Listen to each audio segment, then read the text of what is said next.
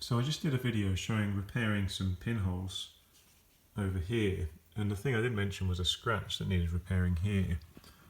Now, one of the issues with wax repair is you're not just matching the colour, you need to match the texture of the wood grain and the sheen level.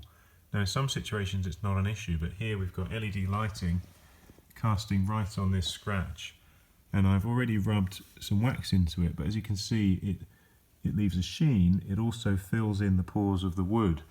So it occurred to me this may be a situation where these little things which come with the bigger applicator tool, so this is the applicator tool, they live inside it, they can take the sheen off. So here's a little example. So using that soft feeling white back, you see that just mats that down, which is just perfect.